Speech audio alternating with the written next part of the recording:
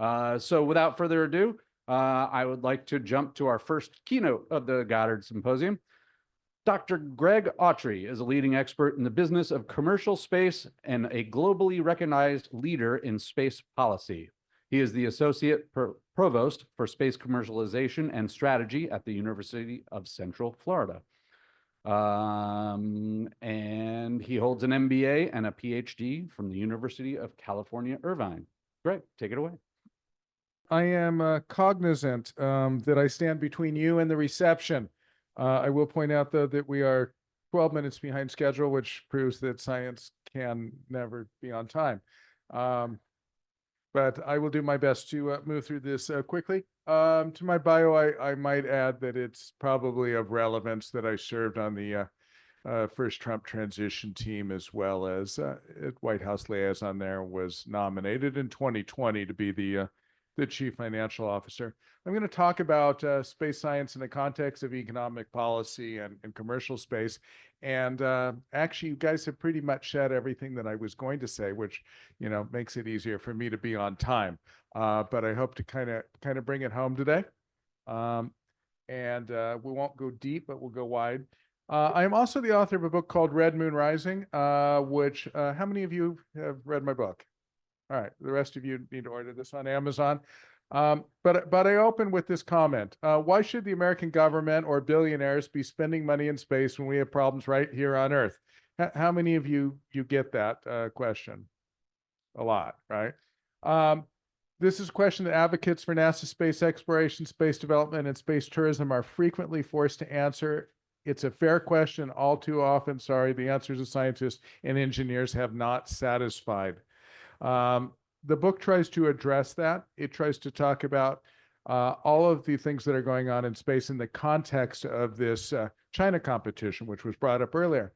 And I want to point out, I do think that the China competition is a gift from God. Competition is a brilliant thing. Conflict is a bad thing. Cooperation is boring. Everybody wants to see a fight. No, seriously. I mean, you look at where we went from Sputnik in 1957 to the picture of Buzz on the moon in 1969. The leap in technology there is just astounding. It's more than any leap that I think has ever happened in human history. And it was driven entirely by the demand for competition in the context of the Soviet Cold War. And luckily, that did not turn into conflict. But then in 1974, we did Handshake in Space, right? And everybody was saying, imagine how much more we're going to accomplish in human space flight if we work together. 50 years later, we're in the same damn orbit that the Soyuz and the Apollo docked in at 51-degree inclination at 250 miles, right?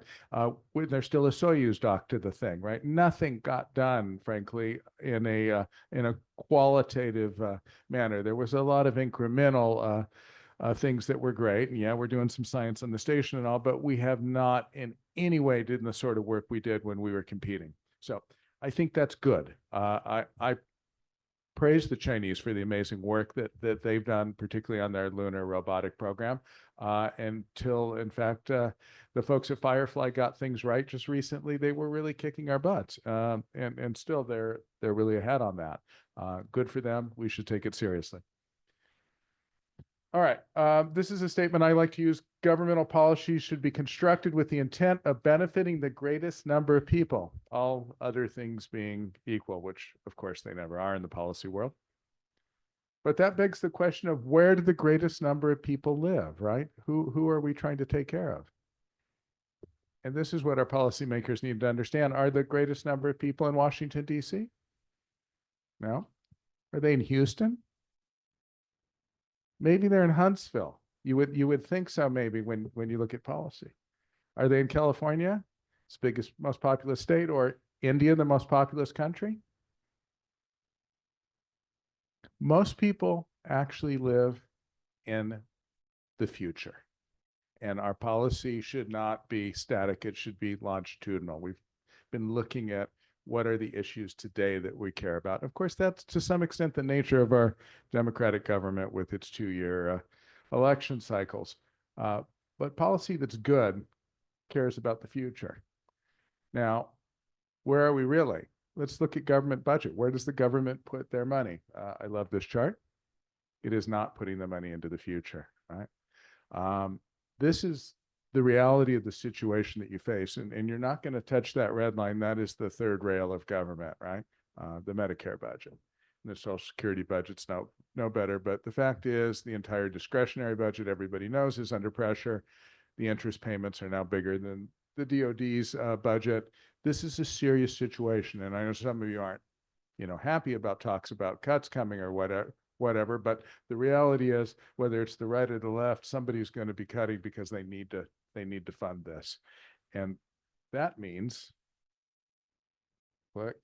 that we've got to look at some issues. So there are bespoke systems with sunk costs, meaning, oh, we've already put X amount of money into this. So I can tell you, I was sitting in the NASA agency review team in 2016, and JWST was on the table, right?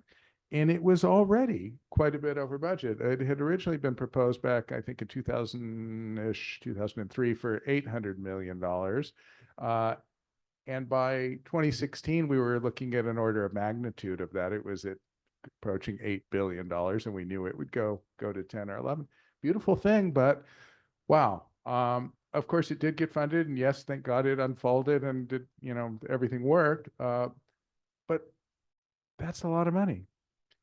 And I get scientists and engineers, and they're like, oh, that's okay because it's delivering incredible science and because the public loves pictures. But I have to say, if the scientific measurements or the engineering specifications were off by an order of magnitude, would that be a problem? We can't just sweep finance under the rug. And there's good reasons for it because of something called opportunity costs. What is opportunity cost? For those that you don't recall your Econ 101, it's the cost you're giving up by not doing something else that you could be doing with the resources, time, or money that you're applying to a project. Let's look at MSR. I love this idea. I've always wanted to answer this question, and I think it's the biggest question of our day about whether there might be life on another world, and Mars is obviously one of the leading candidates to show that there is or was. But I asked an AI, what could you do with $11 billion? And it told me that you could send 220,000 American kids through college. Okay. That is a huge opportunity cost. We have to take this seriously when we spend the taxpayers' money and realize what it is that the taxpayer is not getting when we deliver them great science or we deliver them pretty pictures. I'm not saying we shouldn't be doing those things, but we should approach it with a level of seriousness that it deserves. So first, the bad news. We have to do more science with less dollars. And again, that's going to happen, whether it's this administration or another administration. This is the reality we face. And a lot of people here, I think we're getting that, and in a positive way. Now, the good news is that we can do that. How do we get more for less? Well, first of all, this is primarily an economic challenge. It's not a science problem. The science isn't the problem with the cost. And it's a failure of the process. It's not so much a failure of the engineering. The engineering is miraculous. Again, the James Webb Space Telescope unfolded. I can't tell you, I had been nominated, to be CFO at that time. I could not imagine how stressful it would have been to be the CFO during that launch and unfolding operations. So I'm glad I didn't get it. And for those of you who don't know, what happened is the Senate timed out and I never got a vote. But the engineering is amazing. The big costs are in the supply chain and the process, and it's not your all salaries mostly. It's the fact that the system is not well organized. And the solutions lay in competitive markets, because competition is good, and in better management. What's this? Anybody know? What does this chart represent as a name? Moore's Law. So this is the relationship between the density of transistors on a silicon chip over time, and basically how many millions or now billions of transistors you can put onto a chip. And over time, it goes up in a nice linear fashion. It's amazing. Gordon Moore at Intel basically said that every 18 months or so that you double the capacity. We've been able to do that. And so many times people have said Moore's Law is about to end because we're facing this law of physics thing that we can't possibly get behind. But you know what? When people are motivated and when they're motivated by money, they do amazing things. And we've gotten past it every single time. And we're still going there. And this is why we have the AI that we have now that just a few years ago seemed completely out of reach. And now it scares the heck out of us in universities, right? And Elon has been promising me a self-driving car for at least 10 years. I got one now. It really works. 57-mile commute from Melbourne to Orlando every day. I don't touch the thing. I could literally be asleep now, and that's amazing. And it's because of this, right? We have something similar going on with that in space. If you look at the line for the cost per kilogram to orbit, it's an amazing opportunity to see the primary driver for an industry drop, right? So the primary driver for the IT industry and for everything we do with AI was that silicon density. The primary driver for space is just getting there to begin with. That is happening. This is the good news for science.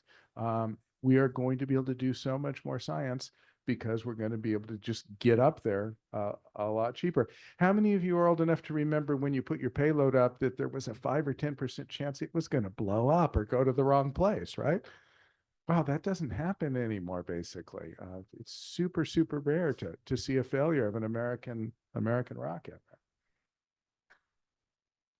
And cadence. So we're seeing a lot more launches. And this is interesting. This chart, just to make it simple, the yellow up top is the Chinese, the blue in the middle is the Americans, and the red down below is the Russians. And you can see the Russians were doing really, really well back in the late 60s and 70s, putting up way more than anybody, but have been basically on a steady decline. And they've got a program, frankly, that's badly managed. I think somebody here implied that the Russians might like pony up money and technology to help us in space.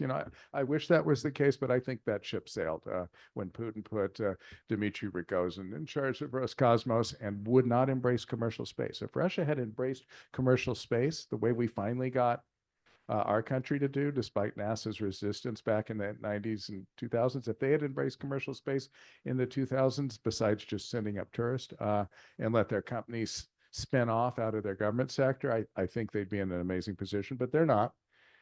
All of the growth in space launch is American commercial space, basically. And the Chinese have been consistent, but not at all growing the way we are. In fact, SpaceX has sent more people to space in the 4 years that they've been doing this than, or 5, I guess now, than the Chinese have in the whole history of their manned space program going back to 2003.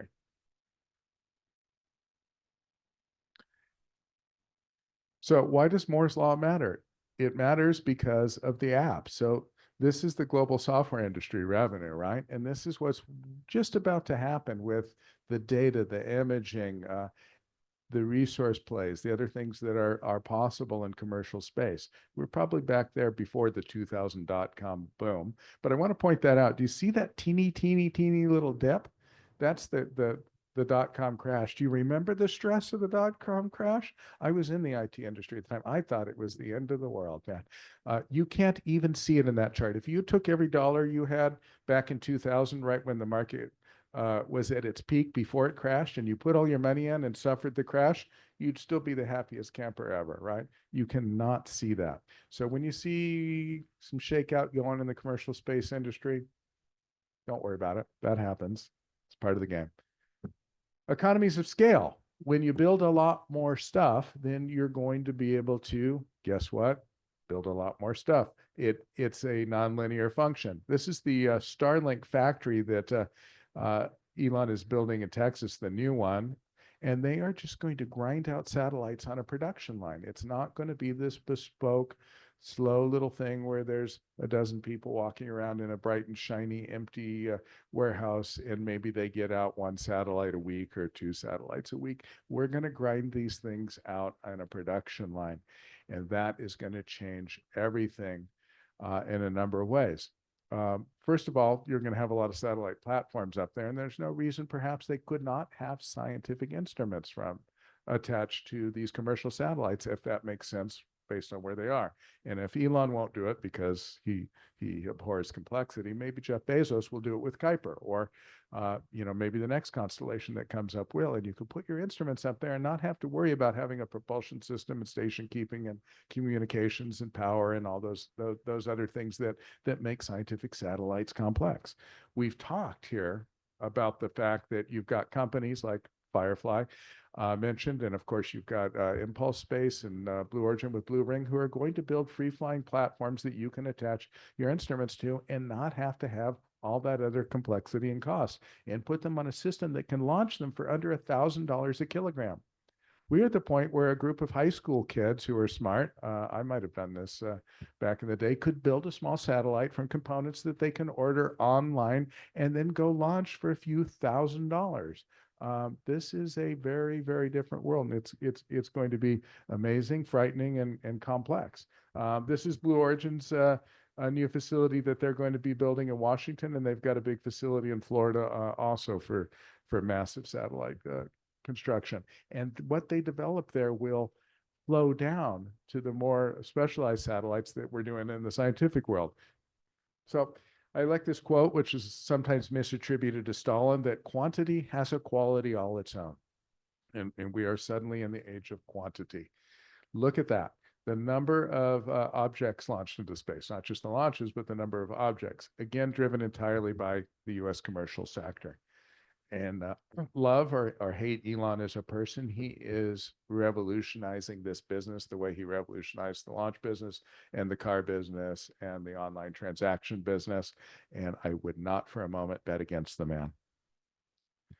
So the impacts, short term, we're going to have constraints in launch because Elon and Jeff are launching all of their own stuff, and Jeff's launches are taking up everything you can put on New Glenn and most of the Vulcan capacity, and maybe some other rockets, right? And Elon's are taking up most of the Falcon 9 launches. I have a house in Melbourne on the water where I can watch the launches from the Cape or KSC, and it's amazing. Sometimes there's 2 in one night, and there's always 3, sometimes 4 a week now. It's wild to watch. The supply chain is going to be stretched because these companies are grabbing all of the resources. The labor pool is shallow because they're hiring everybody, and it's really hard for other people to hire. I know at universities, it's tough for us because you got Blue Origin and SpaceX snapping everybody up. And I hear this from a lot of smaller companies.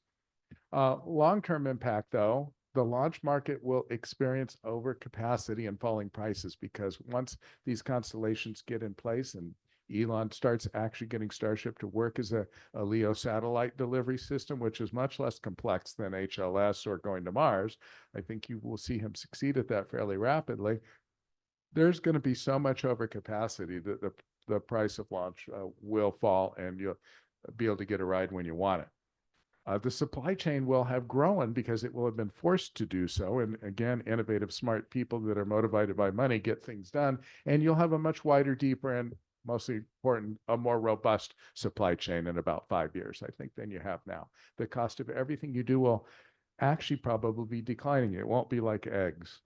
And the labor pool will grow quickly, and it already is. Aerospace engineering classes are packed. I teach at both UCF and I'm a visiting professor at Imperial College London. I was talking to my colleagues there, and they said in aerospace engineering a few years ago, they were lucky to try to get 12 kids into the classroom, and now they have multiple sections of 100 or 200 students in a class. Same thing a colleague at Purdue told me. We're definitely seeing that at UCF. We intend to probably double the size of our engineering department. These folks are coming in, and there's going to be a glut of quality labor available, meaning, again, prices go down. But no pain, no gain. We're going through the pain right now. We can either complain about that and fight against it, or we can realize where the opportunity is, as somebody said ahead, and focus and seize the opportunity. If you haven't read it, I recommend the book, Who Moved My Cheese? This is a Who Moved My Cheese moment. Those of you that read the book probably know that, but if you haven't, go get it. And in the end, I just want you to embrace the space renaissance. I think we are there. It's going to be beautiful. It's not going to be without its hiccups and its ugly sides, but mostly it's going to be a joyous moment, and I am excited to share it with you. And bam, I am 1 minute late, but if we're allowed to take a couple of questions, I'd be glad to do that. You can follow me on X or Instagram at Greg W. Autry. Be sure to get the W in there. Another guy named Greg Autry looks a lot like me. He's an erotic artist. That is not me. Endless trouble with security clearances. Yeah.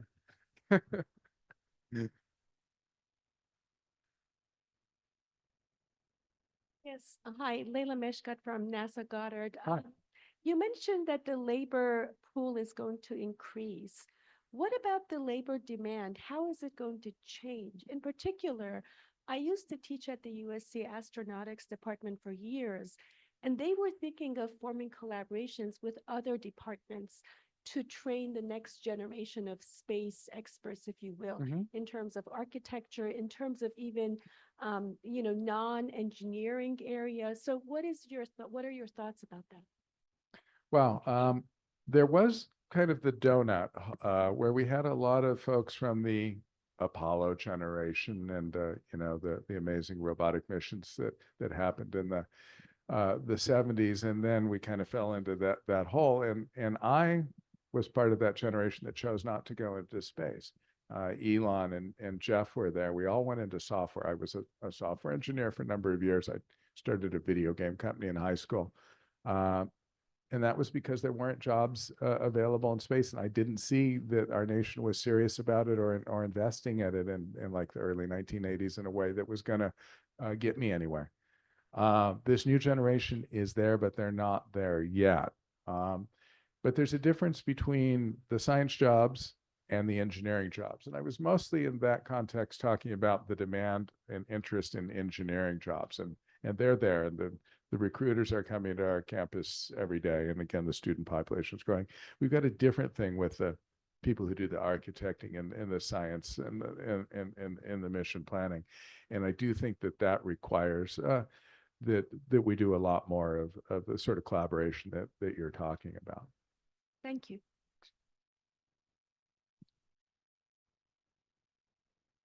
Anyone, or do you all want to go get a drink?